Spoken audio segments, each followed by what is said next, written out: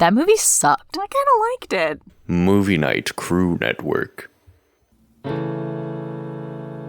Hello and welcome to Content and Capable, where I try to figure out what it really means to adult.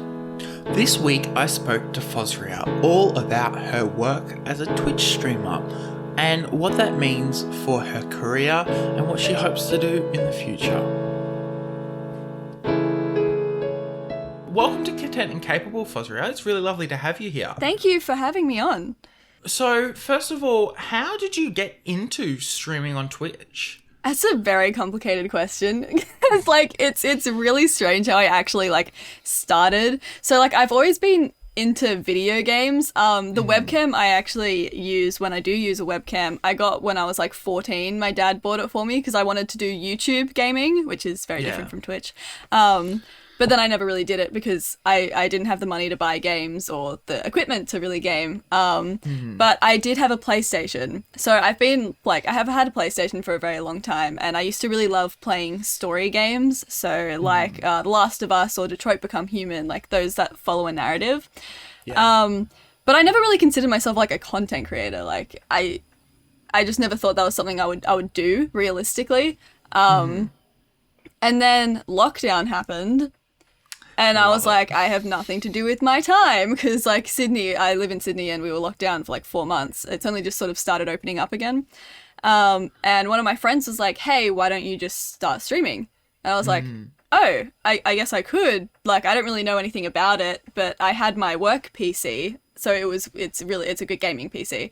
And now I have dual monitors and stuff from work. And I was all of a sudden I have the equipment to actually be able to do this. And I've been watching streamers for the last year or so, and I really like their content. And so then I set it all up and I clicked start, go live. I started my TikTok, and I think my first live, I had 300 followers or something for my first. Wow. Yeah. Go TikTok.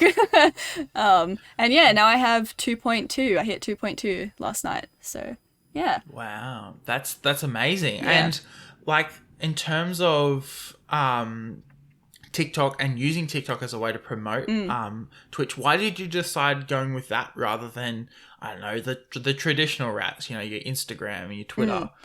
Yeah, so I had another friend who lives in Scotland who was streaming. She streamed for about a year. She's taking a bit of a break now, but and I asked her, how did you grow your Twitch channel? And the way she did it, she streamed every single night. She used to play FNAF. And she would be active on Twitter all the time and all that. And I'm that is so much work. I still have a job. I still have university. And so I started researching. I'm a big research nerd. I love statistics. I love looking at algorithms. And I noticed that Minecraft TikTok was really big at the point I started.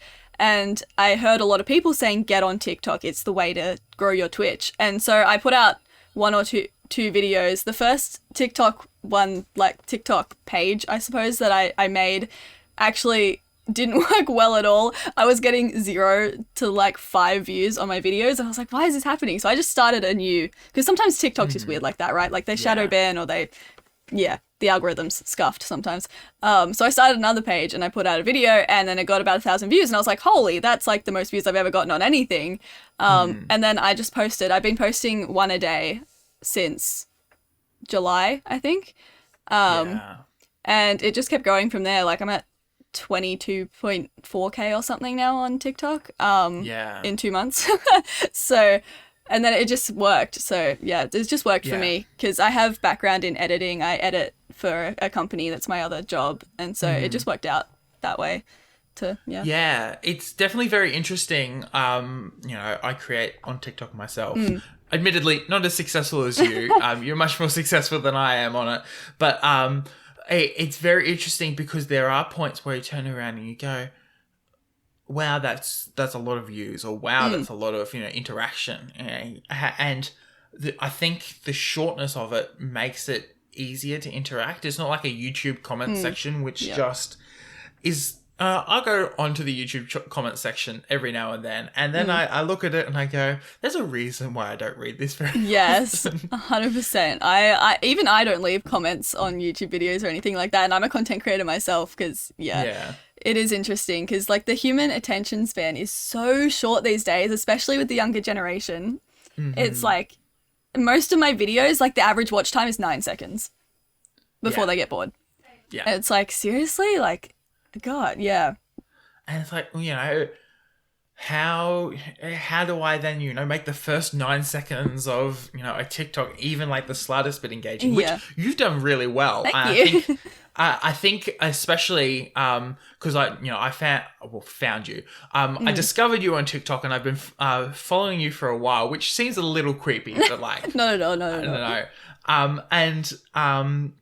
It was really interesting because you take that first 9 seconds and you take the Australian side of it, which I love.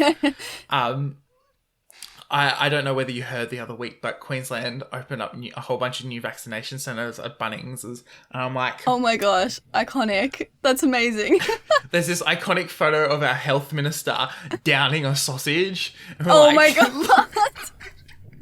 Of course. Like, she's like this really old, rickety lady, and she's just like shoveling down this sausage. And I'm like, how the hell Incredible. do you get any less Australian? I think that's going to be made into a meme, 100%, if it hasn't been already.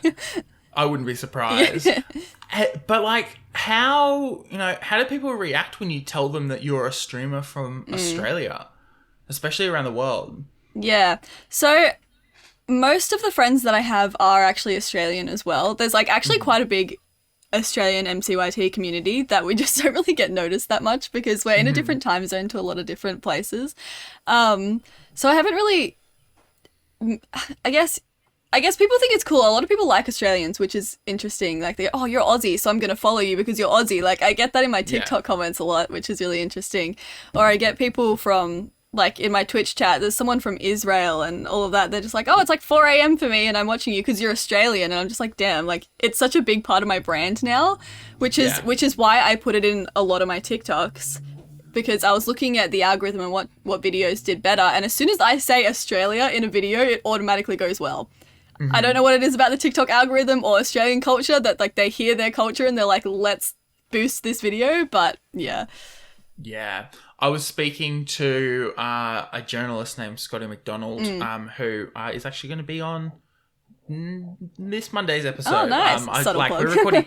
The future is a thing. Anyway, I was chatting to him and he was telling me how he hates Instagram Reels, but I've been experimenting with it. And I did one about magpie swooping me as I walked out of work one afternoon. And like, luckily magpie season is like in decline. So like, I feel safe to leave the house at the moment. But it's interesting, like, as soon as you mention something that is like a uniquely Australian experience, it's, it blows up. And, this Instagram Reel, I've never been really successful or really regular with Instagram Reels because it's only 30 seconds. And it's like, well, if you can do a minute on TikTok, you can do a minute on TikTok. Yeah. But, then you've got to try to trim it down to 30 seconds. Like, how am I going to do that? And it was really interesting because I'm like, this has blown up a little bit. Not a huge amount, only a couple thousand. But I'm like, how, as soon as you mention Australia, it's like, yep, we know. Yeah, it's weird, the Australian culture. Like, we're just like so proudly Australian, a lot of us, for no reason. Like, we don't even have a culture, let's be honest. Like, we're a mixture of England and America. But yeah, I found that really, really strange because like the sweet spot for me is Australian streamer content, which is such a hard niche to make content for. But if I don't make content that says I'm a streamer explicitly, people don't go over to my Twitch. They just follow my TikTok. And it's like, guys, I make like longer content on Twitch. Like, you don't have to come to every stream or anything, but like, anyway. And have you, like, I'm thinking of like the James Turners of like Australian, streaming, where they're quite well known in the international community. But you watch, I want to say Minecraft Mondays, but it's not that. It's the other one, and I always forget the name. I only know Minecraft Mondays. I can't help you. Is that the one that's running currently, or is that the one that died like many months ago? I don't know if Minecraft Mondays are still going. Those Minecraft Championships. That's Oh, it. MCC. That's soon. MCC, Yeah. And we, so I would watch a little bit. My younger siblings are a lot more obsessed. You know, you got your Tommy Innits and things like that, Yeah. you know, who are there. But then you look all the way down at the bottom of the list and it's like James Turner and a couple of Australian streamers who are like at the very bottom and have been up at like 5 o'clock in the morning to compete in this competition and just, you know, lose. Yeah. It's tragic. Do you find that like the whole time zone and then like a notorious lovely internet and being on the opposite side of the world, do you find that it sometimes is quite isolating because you don't have that chance to interact with like an even wider variety of people? Yeah, definitely. Because even if like I'm talking from not a streamer perspective and as someone who's just in the MCYT community perspective, waking up at 5 a.m. to watch MCC every single month is a lot. Yeah. And it means that I can't actually watch any of my favorite streamers while they're actually live because they are all live at like 4 a.m. in the morning. And so as a streamer too, for me to reach an international audience, it's a lot harder because I could wake up and stream at 5 a.m., but how many people are actually going to watch from America or other like around the world? What I think is really interesting is people like Philza Minecraft and Tommy Innit has said he'll do it as well. He's actually been doing early bird streams where he wakes up early just for like the Australian time zone. Yeah.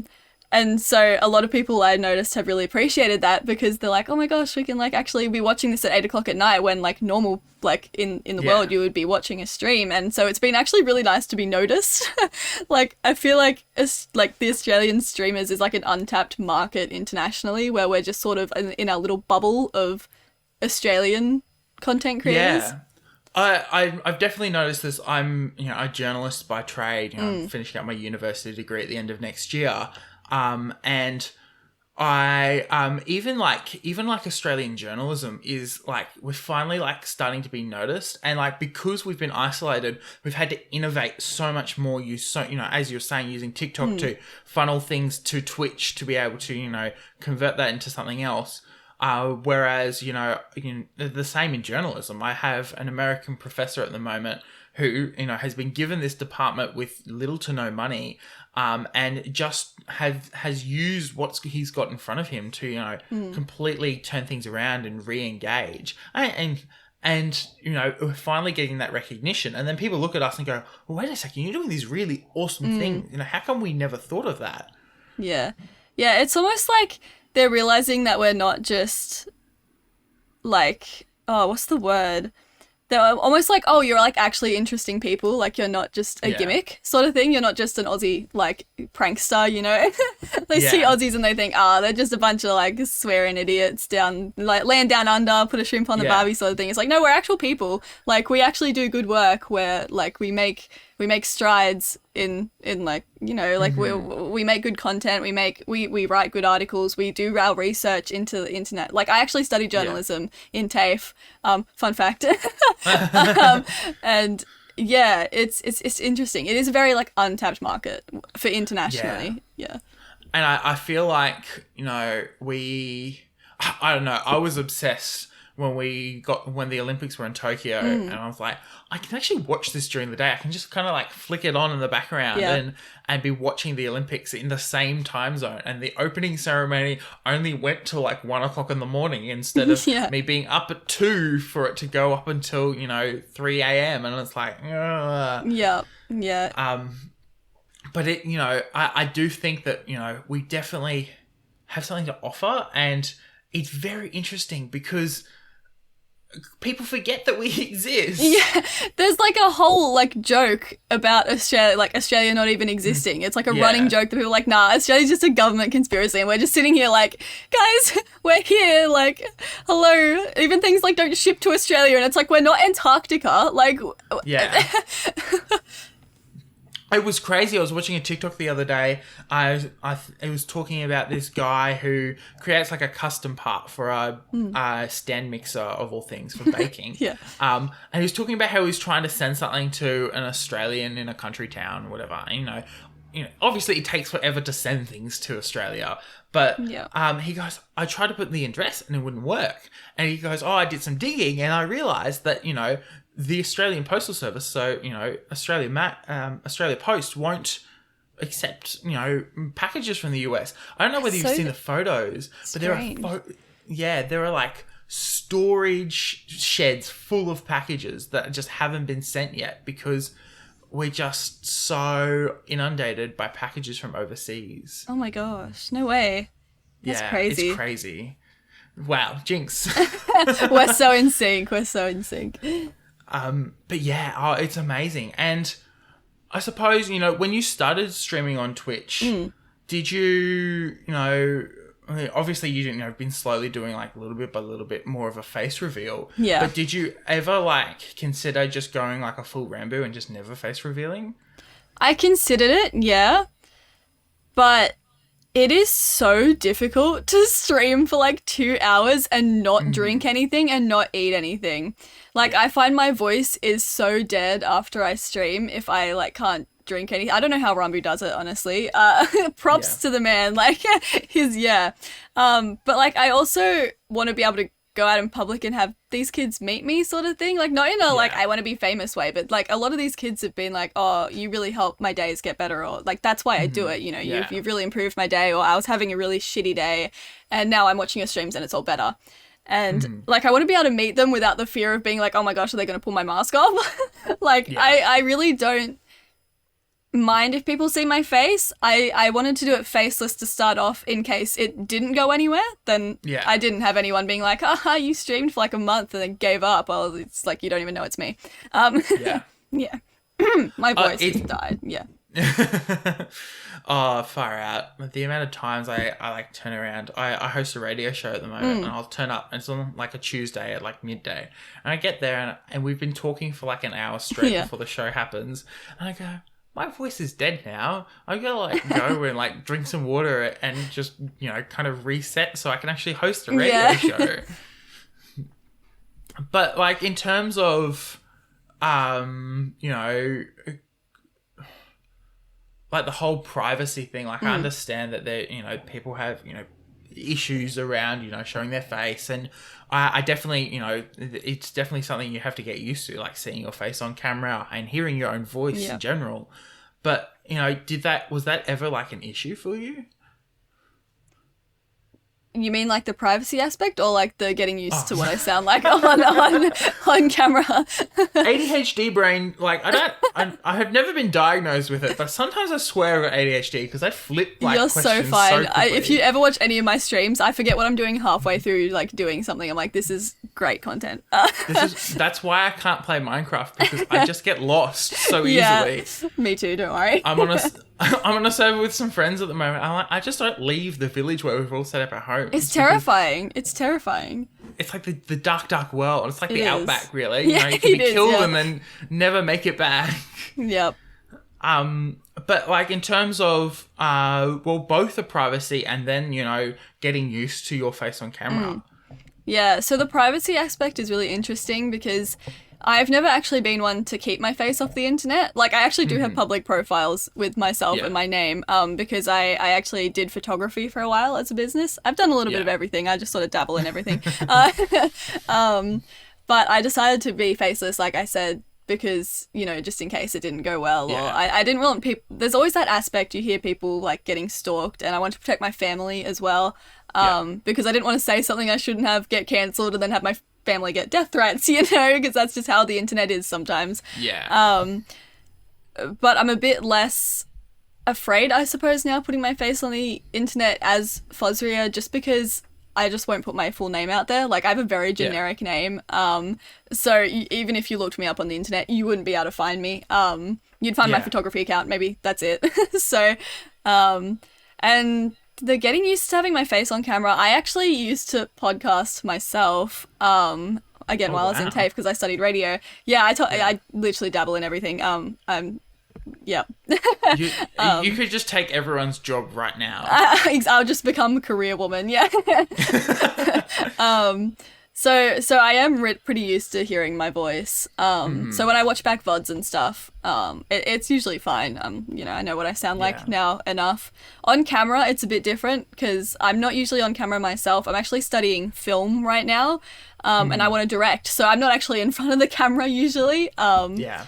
But at the same time, I was also a drama kid in school. So I'm also very well versed in, you know, performing and being in front of an audience and memorizing scripts and all that sort of stuff. So yeah, there's a certain level of I have to be okay with how I look, yes. no matter, you know, how bad it may seem or how bad I may think it, so I can just walk on stage.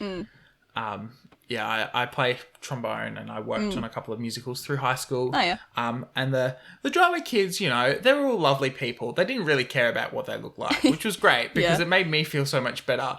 And in year 12, our final musical was My Fair Lady, which is like a kind of like a love triangle kind of show, and it's really great. I really enjoyed it. And the director we had decided to put the orchestra on the stage. Oh, God. And like build the stage around the orchestra. Meant that like people got kicked in the head every second day. Fines, casualties of the job. Yeah. And so I played trombone, so I was sitting there basically on the kicking line where they would you know, kick us in the back of the head. It's great. But, you know, it just made me feel so much better because I was so scared when I first went to go walk on that stage to, you know, just show my face in front of hundreds of people who have paid and come to watch this, you know, professional level production. Yeah. It was, like, terrifying. It is, yeah. Even when if I think about my viewer count, I almost shit myself. Like, to think that there are sometimes, like, I think I've maxed at, like, 90 viewers, 90 people watching me play Minecraft. I can't even play Minecraft that well. It's kind of my thing. And so it is terrifying, especially with, like, being cancelled, like, cancel culture being such a big thing, especially on Twitter. I, like, expect every time I finish a stream for me to have said something I shouldn't have said and just be cancelled on Twitter. Like, I expect it, but it hasn't happened yet, so that's good. But I'm very, like, I'm always so scared about what I put online. My parents raised me with, like, really, like, not strict, but very protective, like, rules around social media and things. You know, I didn't really get social media until I was about 16. And I've always been very hesitant to post things. And, you know, I decided at the end of last year that I needed to make, like, a complete split between, like, my private stuff, you know, that my friends can see, and then the public stuff that the world can see. Yeah. And yes, you know, you could probably find my private accounts and you can probably, you know, see my face and see, you know, some of the silly things that I do. But, you know, my public one is very controlled, and it's like, I want exactly what is being put there that is never going to affect me in any way, shape, or form. Yeah, I suppose for you too, being in journalism, you have to be very careful about what you put on there. You just see too many directors and, like, people in media getting old tweets dug up and then they get cancelled for something they said in, like, 2014. And it's like, it was so long ago, they're not even the same person anymore. But yeah, I'm waiting, you know, like 3 years. I bet you something I've said is now then going to be inappropriate and I'm going to get cancelled for it without even knowing. Yeah. And, like, the Minecraft, you know, the MCYT community is so active on Twitter as well, which, you know, is a little terrifying. Yes. I remember watching a stream where, you know, the big Minecraft YouTubers, you know, Tommy and that were talking about, you know, changing things on Twitter. I'm like, wow, you could, you know, people could get in so much trouble for, you know, the kind of shenanigans you guys get up to. And they, you know, always seem to bounce back. And it's just terrifying in my eyes. Like, I would have never, you know, said those kinds of things. Even, like, Tommy on TikTok. Yes. I follow him just because, you know, it's entertaining to watch a 17-year-old, you know, kind of make his own way in the media space. But wow, he says some ridiculous stuff. Yes, he's constantly talking about women. And I've seen, like, a lot of people get offended about it too. But you've got to think of it in, like, a performance way or, like, a comedian way. I'm like, he's doing it as a character. That's not who he is as Tom Simons. Like, Tommy Innit is a whole different persona. Yeah. And I think that's a lot of what the fans of the MCYT, even with small streamers like myself, they don't quite understand that we're not being 100% authentically ourselves on camera, no matter if we say we are, even, like, we're not. Like, it's a performance, it's a character. I don't talk like this when I stream. My voice goes, like, up an octave almost, because you just have to be so hype, and you have to be like, hey guys, welcome to the stream, like, today we're going to play Minecraft and all this sort of stuff. But it's like not me as a person, you know? Yeah, and I'll extend that, you know, as someone who's worked in radio and film and television, it extends to all of that as well. And, you know, what I put out into the world on this podcast, on my social media, is all very, you know, manicured because I want to put out a specific persona. Yeah. I don't know whether you've engaged much with Apple TV, but Apple TV's got this really amazing series called Morning Wars here in Australia, because we have a program called The Morning Show, which is what it's called everywhere else in the world. Love that for us. I do love how we get special treatment sometimes. But it's very much, you see these, like, what you would normally see on TV, these bubbly presenters, and then the bullshit that happens on the, you know, the background, and you know, the arguing, the infighting, and the backstabbing, and you go, whoa, you know, it really is an act. They're really more actors than journalists. Yes. If you're in media, you have to know how to act. You have to know how to put on a persona. You have to know how to do a bit. Like, in Minecraft, it's a lot of bits that people like plan out, especially when you're vlogging or you're doing stuff like that. And sometimes we do it so well that people don't know it's a bit. And they're like, oh my gosh, that person was genuinely offended. And it's like, no, it was like all planned out. If you think we don't plan out our content before we like put it onto the internet, you're an idiot. Like, if you think that we don't very, very strategically look at our algorithms, and we look at our statistics, and we look at our audience, and then we plan out our bits to cater to that, like, if you don't think it's all planned, then unless something really random happens and it's like, well, that's a really good part to put in the vlog and it's not going to offend anyone, and then you can, like, put it in if it's not planned. But yeah, you just have to be so careful. Yeah. And what's been your favorite part so far about streaming on Twitch? I think just having a community of people who enjoy my content is really cool, and who will come to a stream like twice a week and sit there for 2 hours and watch me play Minecraft. That's mind-blowing to me. Like, when I tell people that I stream Minecraft, they're like, but it's just a block game. And I'm like, I know, like, I don't really understand it either. Like, but and being able to make people's days better if they're feeling shitty or having a place to escape to is, I am glad that I'm able to provide that, because I know for me, like, in lockdown or things like that, being able to watch, like, the Dream SMP or MCC or Wilbur Soot is probably one of my favorite streamers. I think he's so funny. He's so intelligent in how he does his content. And I would watch that as an escape. I'd be like, oh, life isn't really happening while I'm watching a stream. And so the fact that I can now do that for other people is, like, so meta to me. When I first pressed live, I was like, whoa, I'm doing what, like, the people I look up to are doing. And yeah, I think it's just cool that, like, 2,000 people want to watch me stream Minecraft. That's insane. I did a cooking stream last night, and I had, like, 76 viewers just watching me make cookies. And I'm like, literally, why? Like, why are you here? And now I have, like, I think I have 800 and something views on the VOD itself, which is insane to me. I've definitely got to go back and watch that. I was out last night, sadly. I'm like, Cries. Yeah. It's okay. You can just get my views up.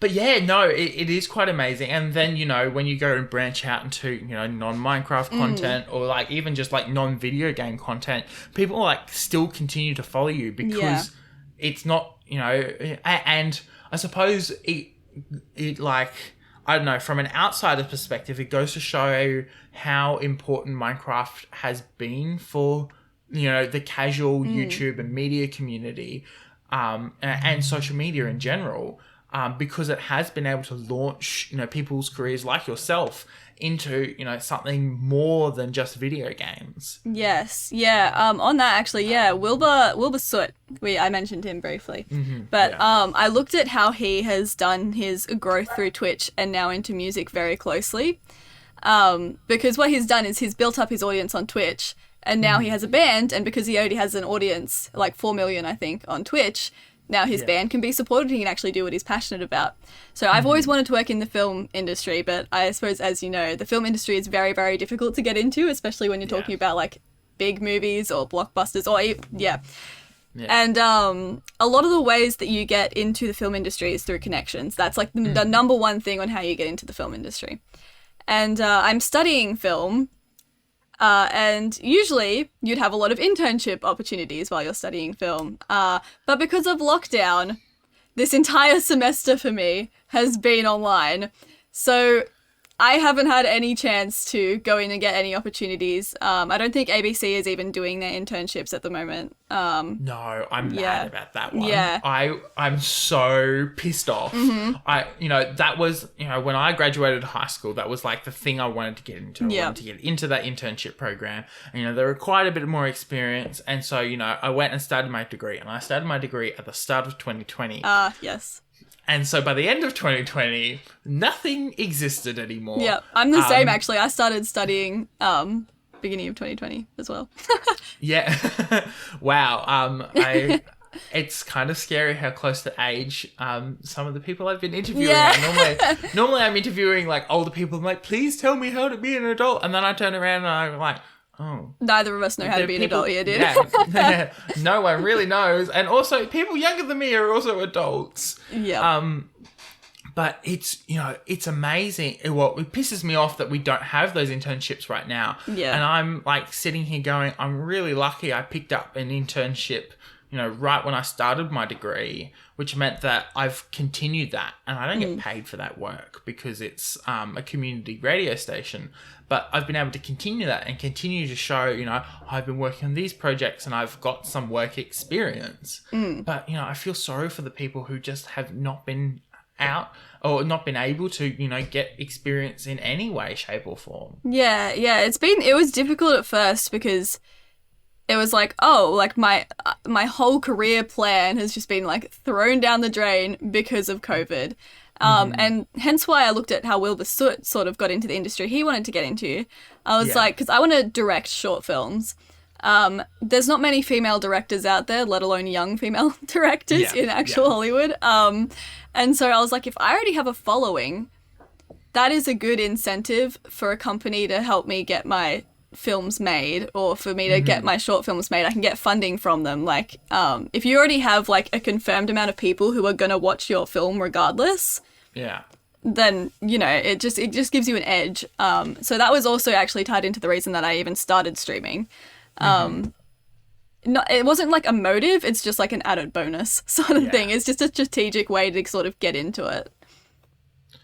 Yeah, no, it's definitely been interesting. Part of the reason why I started this podcast was I wasn't getting as many opportunities to interview people and not even just like practice, but like continue developing, some of the skills that you learn when you start journalism.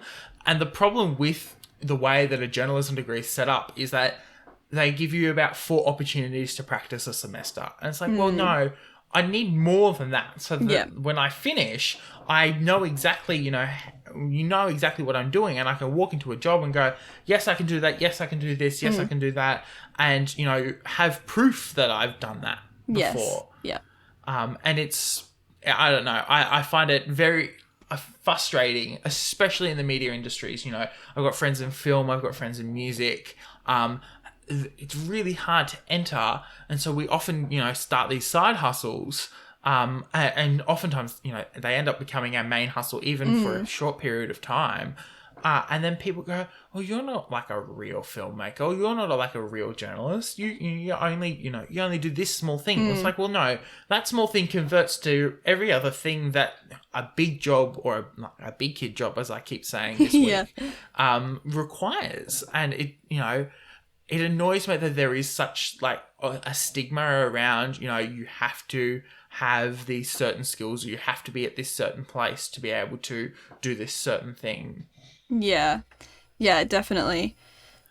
And then, the gender stuff as well is terrible. Oh, yeah. Ooh. It's such a joy. I got a comment on, in Twitch, it's massive too. I got a comment on my TikTok video last night Like, they're lucky that I had a good stream and I wasn't in the mood to retaliate.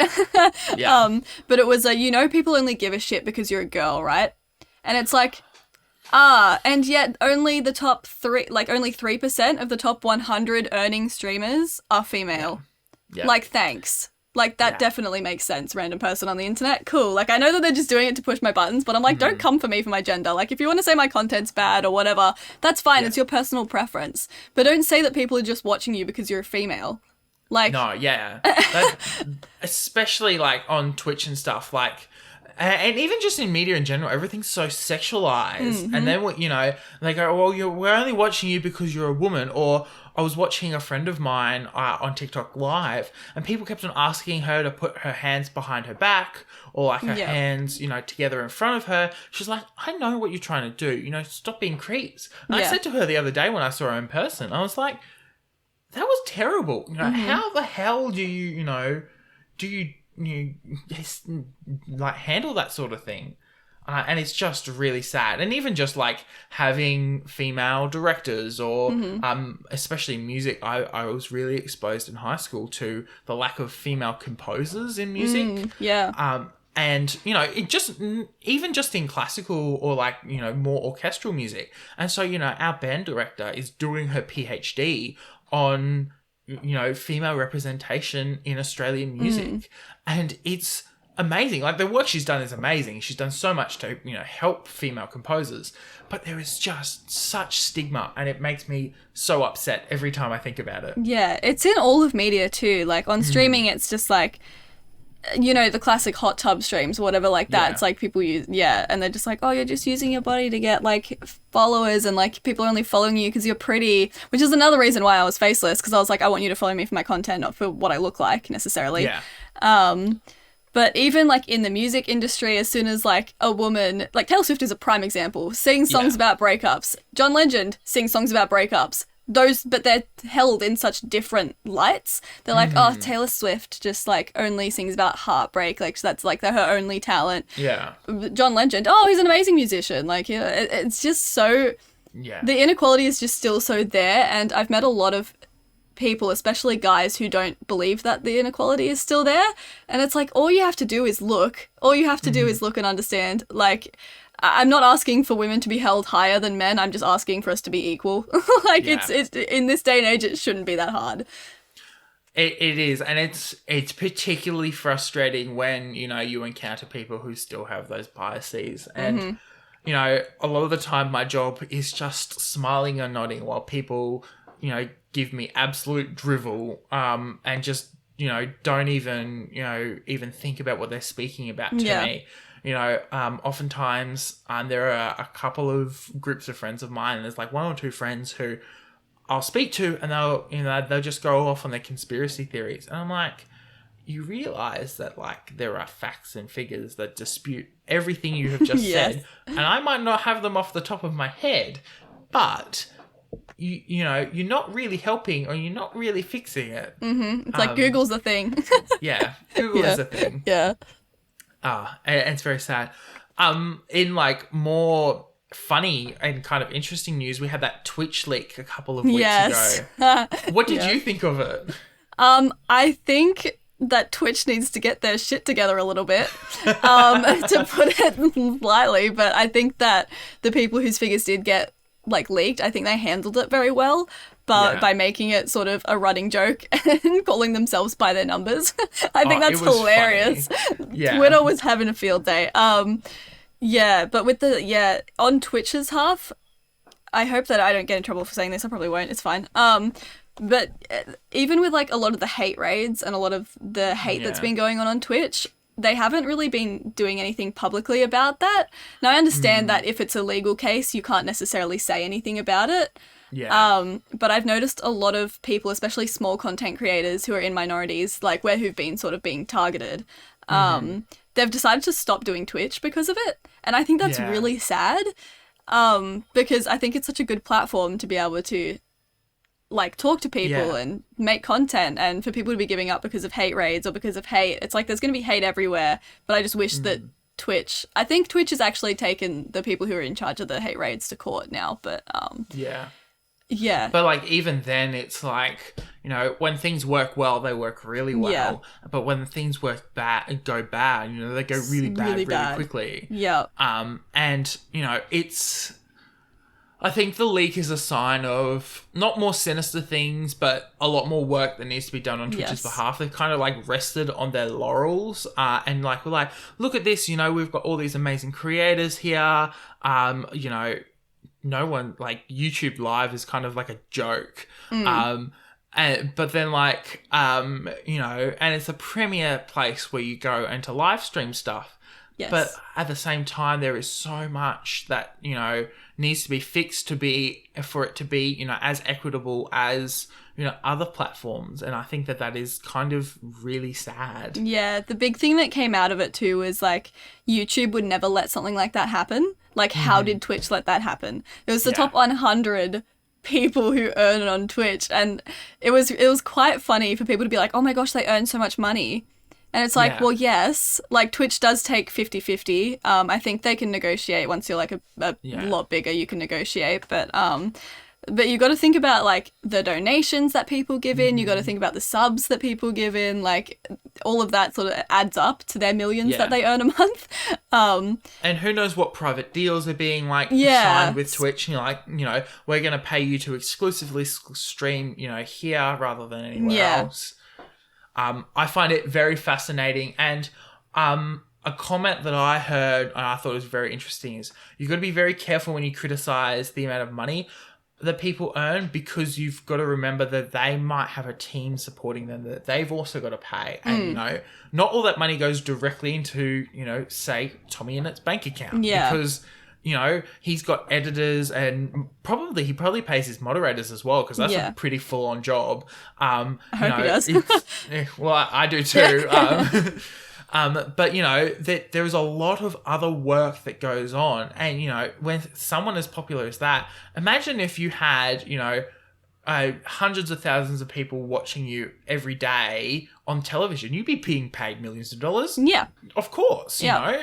So it is only understandable that, like, on Twitch, and, like, I think the number one, it was this, I forget what the name was, but it was the this group of creators, and they were criticizing, like, they earn so much money, you know, this is not fair. I was like, well, you've got the team, and then you've got the production team, and the legal, and the support, and, you know, it really, you know, it really is, you know, cut down and down until you've got, you know, basically a kind of fair share.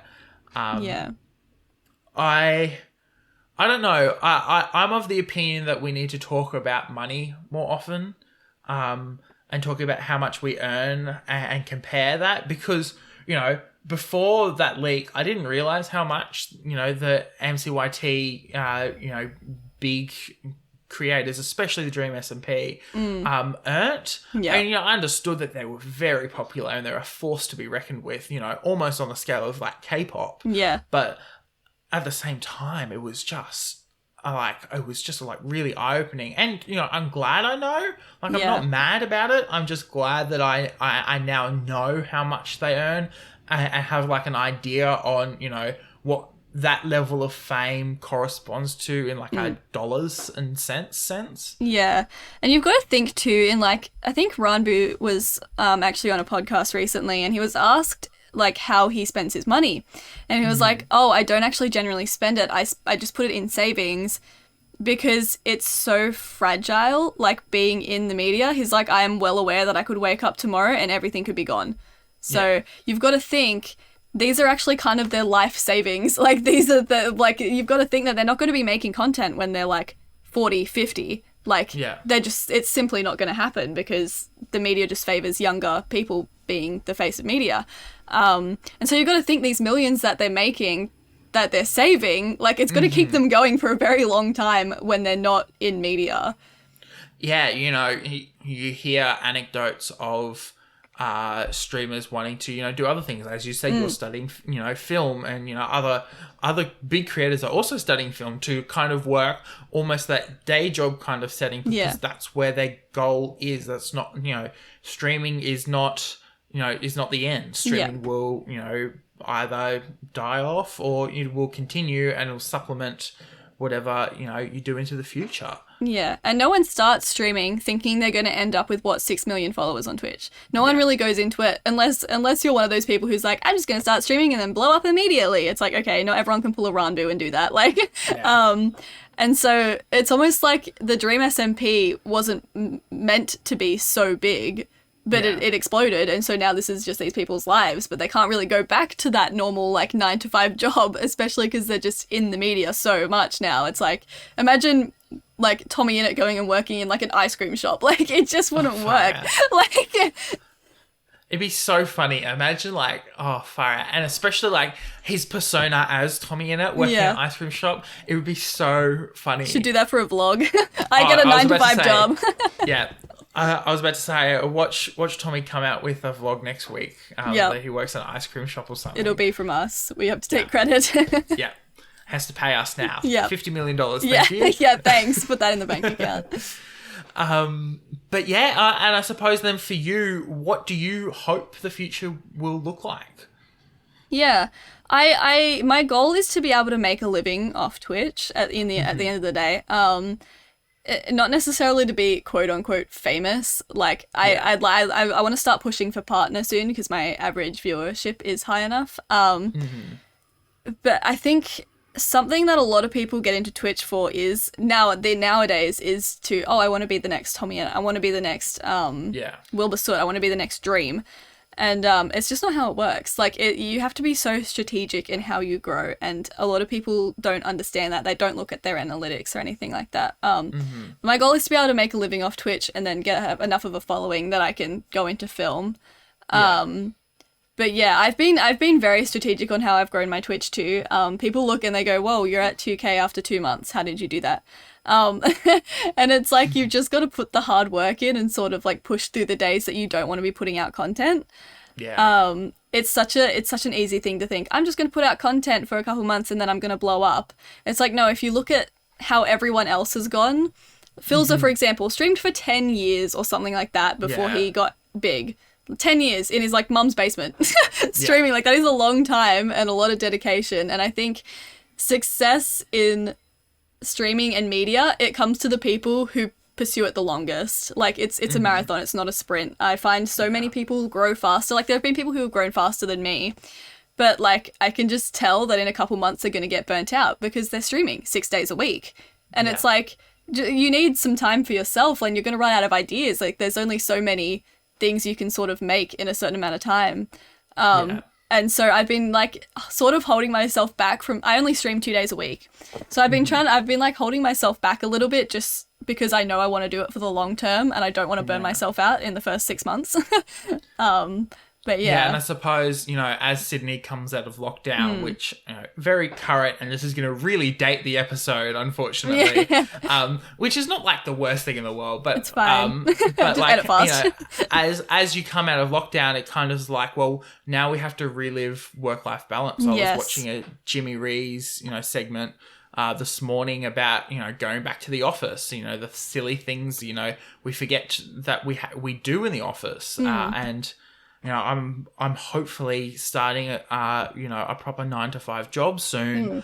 And by, hopefully starting that, it's kind of well, now I have to work on my work-life balance. When am I going to create content like this podcast? When am I going to, continue my journalism, career through side projects? Yeah. As well as, earning money to, continue living, an independent life away from, having to, I don't want to say being supported by others because I understand that, some people choose that way. Yeah. I am the eldest of 10 children. That's not really an option for me. Yeah, so, okay.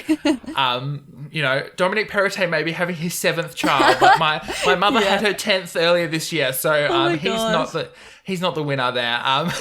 Your mum gets the gold star. Yeah, gold star for my mum. Yeah. But it's not really an option for me. Well, it can be an option if it needs to be, but I would love to, as the eldest as well, to set this example of it is possible to do really well do fairly well in school, leave, go into university and move out of home and be successful out of home and show my siblings, and then be able to have strategies to then help them and help other people that I know who are, trying to move out of home or want to move out of home. Yeah. And, I've done plenty of wrong things. I've done plenty of stupid things. I haven't, quit jobs when I was supposed to. Yeah. Because, I was holding on to, like, some sort of sentimental attachment. I haven't, really, investigated or, had the put in the effort, as you said, put in the effort to, like, grow things where they should. And I think that is something that a lot of people forget, because we see, with the relative ease that, famous people, do their work. Well, at least it looks like that. Yeah, 100%. Like, even you look at... So for me, like, the hardest thing has been balancing uni, work, and streaming. I'm often up till, like, 2 o'clock in the morning finishing off essays to, like, hand in that were due at 12. Good times. Yeah, yeah. Awesome. But then I look at people like Quackity, for example, who's a streamer, and he's literally starting to be a lawyer, and he's streaming. It's ridiculous. So, like, my goal would be to be able to, like, leave my current job, which I'm lucky is, like, video editing, so I can kind of do that whenever. I could work late at night and do it. Because next year it's my final year of uni, and I have 2 capstone projects, so I have to write an entire short film and then direct an entire short film. Yeah. And so I'm, like, thinking ahead of I'm not going to be able to be streaming and working and doing my capstone projects. So my goal by the end of next year is to be able to make a living off Twitch. Which, so that you can, like, spend 2 days a week, do that, and, that's your week's wage. You don't have to, do a huge amount of extra work, which really makes sense. Yeah, and it's during the night too that I stream, so it's like I'd just be watching Netflix or something, so it's not really, like, taking up critical time for me. And it means that I could also still have a social life. Balancing everything as an adult is hard, especially as we're coming out of lockdown again. Like, I have so many people who are like, let's do this. And I'm like, okay, but I'm still finishing up uni. All my assignments are due in the next couple of weeks. I'm still streaming twice a week. I'm still working, and then on top of that I have all of my social things as well. It's a lot to balance, but I think that's just becoming an adult, is just learning how to juggle things. It definitely is. I recently moved into, like, a new place. It's my new place. I've been in here for maybe 2 months now. Nice. And my brother and I moved in together. We're looking for 2 new roommates at the moment as well. But, like, at the same time, we're like, well, everyone's been telling us we should do a housewarming party. So we're like, okay, well, we'll think about it. And we're like, well, we can't do it while we're doing uni. I've got 2 capstone projects due at the end of next week, which means... which means that I have kind of shot myself in the foot. I decided to do them a year early rather than, wait until I was properly ready for it. But, that's okay. And then my brother has exams. I don't do exams because I do journalism.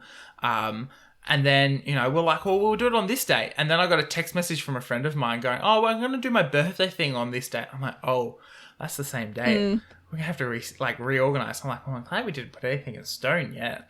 But, it's just so much balance. On Monday, so the podcast normally comes out at 2 o'clock on a Monday local time here, which is, usually pretty good. I can spend the Monday morning editing if I have to and finish up all the socials that I put out. And by 2 o'clock on Monday, everything's out and it's all sorted. Except for last week where I had an assignment due on Monday, and so I didn't get around to editing it until 5 o'clock on Tuesday morning while I was waiting to interview someone from America for my capstone project that's due next week. Oh, God. It's a busy week for you. Oh, yeah. And, as we said before, we got into the full swing of things. I got woken up at 6 o'clock this morning, by us realizing that we hadn't put the bin out on the road. And we're like, oh, we better do that. And hilariously, the bin, the rubbish guy had already gone past. It normally goes at 6 a.m. because there's a school up the road from where I am. So they try to not be there during the busy hours. And my brother like took it across the road, and so I was like up at 6:30, not very awake, and I haven't had a coffee yet, which I'm surprising I'm still functioning at this point. I haven't had one either, so I'm surprised we're both functioning, to be honest. Yeah, it's ridiculous. I'm like, when I suggested 10:30, I'm like, is this going to be like early enough? Late enough, or do we need to go like a little bit later, like so we're both like a little bit more functioning in the day? It's okay, we did it. Yeah, we're here. We're here. We're thriving. But I was up at 6:30 writing my essay that's due tomorrow. Just typing away, going, I've just got to get this done. Yeah. And I feel like an old person as well. I keep going to bed early going, I'm not going to get any work done, so I may as well go to bed and have a good sleep. Yeah. Yeah, I feel like I'm simultaneously a 12-year-old and a 60-year-old. Yeah. Like, that's just how I live my life. Yeah. It's like kind of sad that like I don't have much of like a life at the moment. Like we're not in lockdown or anything. Restrictions were eased a couple of weeks ago, and we're doing heaps of social events, but I spent between the hours of 2:00 and 10:00 last night at work writing emails, and then I went to a friend's place, but then like feeling the whole time I was at my friend's place guilty for not doing my assignments. Uni life be like, yeah. It's terrible. Yeah, next year is going to be a massive year for me. For multiple reasons. Because of Twitch, obviously I'll be pushing for partner. I'd like to get 20k by the end of next year. So I guess that's out there now. That's my goal. We will see. But on top of that, again, I have my capstones for uni and everything. And then it's also going to be like, I'm turning 21 next year. So, and all of my friends are also turning 21 next year. So it's going to be a massive year of just people throwing their 21st, which as it is are already a big thing. Uni work and Twitch work, possibly other work as well. It just depends. Incidentally, I'm turning 21 at the end of next year as well. Oh, nice. I'm like sitting here going, like all my friends will turn 21 as well, and hopefully by then, like the borders will be open. I've got a friend who's stuck in New South Wales. Damn you guys, they're New South part Wales. of the New South Wales squad. But he will want to do something for his 21st. A couple of my friends are turning 21. And then it'd be like finally a chance to really have like good parties and things like that, which we haven't had a chance to do for the last 3 years. Yeah, it's so true. I don't think I've had like a quote unquote birthday party since like COVID. Yeah.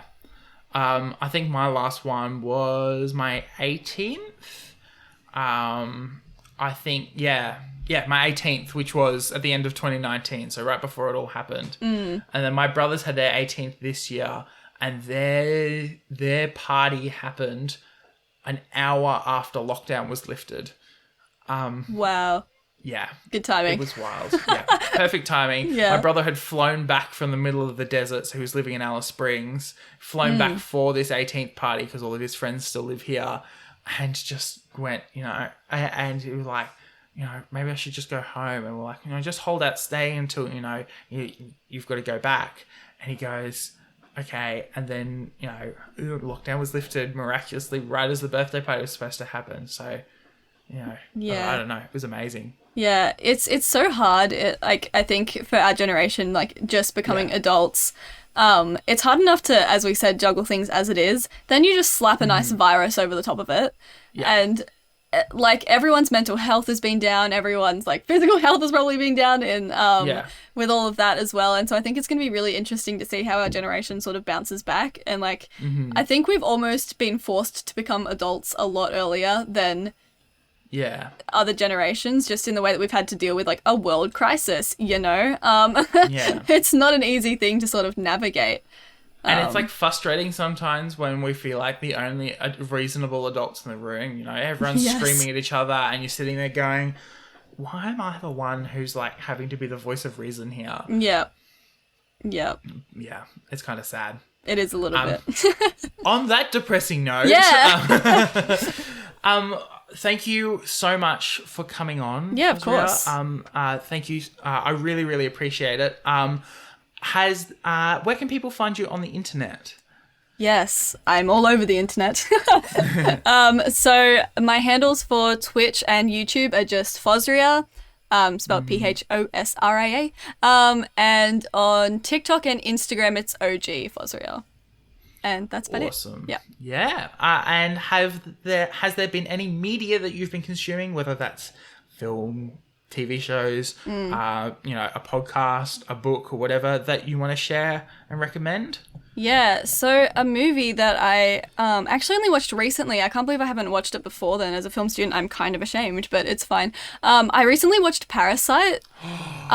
And it is a fantastic movie. I would 100% recommend that. The cinematography in it is beautiful. The directing is amazing. Chef's kiss, exactly. Yep. So I would 100% recommend that. It's an incredible movie. I can't believe I haven't watched it before. I want to watch it again. Yeah, no, I held back watching it when it was like first announced that it won all the awards, because I'm like, I don't really never have really liked any of the movies that have won all the awards. Don't stand the Oscars. Yeah, no, not really. Yeah. And like, Rigged. it's not my favorite thing either. And then, I sat down and watched it. I think I was like at home alone, and I had like a couple weeks where my parents weren't home, and I was like, oh, I'll sit down and watch this. And I was like, I got to the end of it. I'm like, what the hell, this is amazing. Why didn't people tell me to watch this sooner? Yeah. There's just so much like social and political commentary in it, and again in Squid Games as well. That's another good TV show. I'll just give you another one. You didn't ask for one, but I'll give it to you anyway. That's okay. Yeah. I just love when like films like that, especially they're filmed in, I think they're Korean films. They just like include so much political and social commentary in it that I don't think you get in a lot of Western films. It's interesting because a lot of like really successful Korean exports, to the Western world have this really interesting social commentary. I did an analysis on Gangnam Style for a film course I was doing in high school, and it's very interesting because if you translate the lyrics or, you understand what Gangnam is this really high affluent neighborhood. So it's talking about, the kinds of things that these people from this neighborhood would do. And, it's almost like a commentary on, this is what the rich do while the poor, kind of scrum it out, not slave away, but like kind of, trying to make ends meet. And it's definitely, definitely a similar theme in Parasite. And I haven't watched Squid Game yet. I've been hesitant to. Yeah, watch it. It's good. Horror's not my favorite thing. Watching Parasite was very traumatic. Yeah, there are a couple scenes in that were a bit scarring. But what's a good movie if not a little bit scarring, Yeah.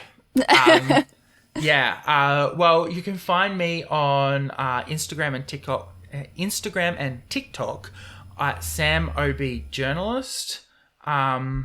No, sam.the.journalist. Well, I've gotten it wrong. And Twitter, it's SamOBJournalist, because Twitter hates me. Oh, I love that. Twitter hates everyone. It's okay. Yeah, it's great. And I'm on that kind of like, no, I'm probably going to recommend the movie Coraline. I was terrified. I haven't seen Coraline. I've never watched it. It's interesting. I was too scared. It's wild. I can understand, like, it's PG. Of all things, it's rated PG. I feel like that's a lie. Yeah, it was scarring. I was terrified watching it.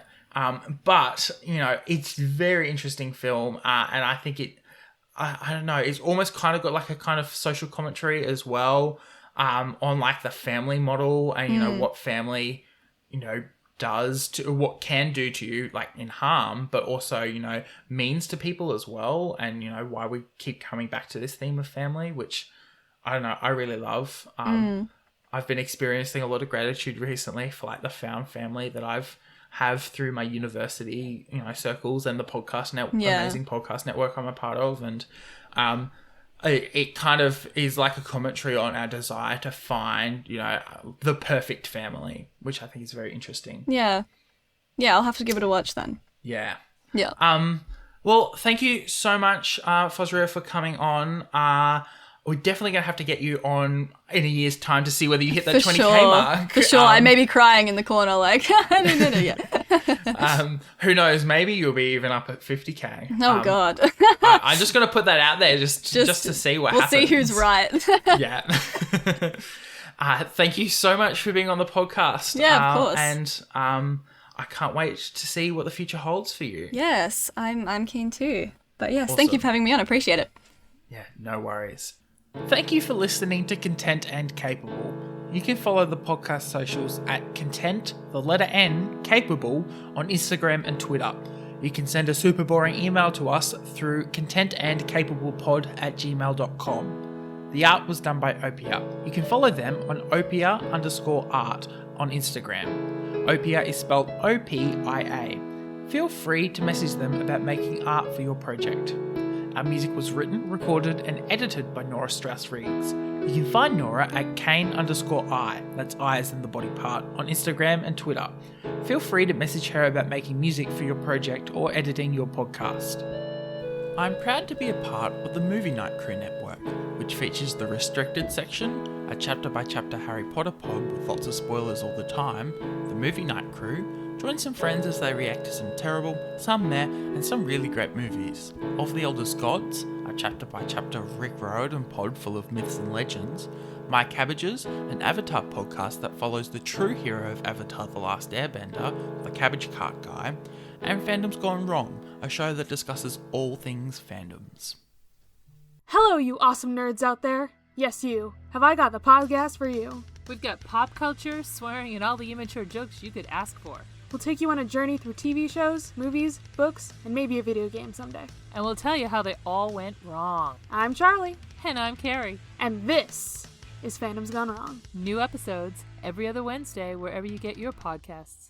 Content and Capable is a podcast all about answering the question, how do you adult? Don't forget to rate and review it on your favourite podcatcher, and I will see you next Monday for another episode. That movie sucked. I kind of liked it. Movie Night Crew Network. Okay, I'm going to stop recording before I keep saying more embarrassing good. things. I'll stop recording too. It's alright.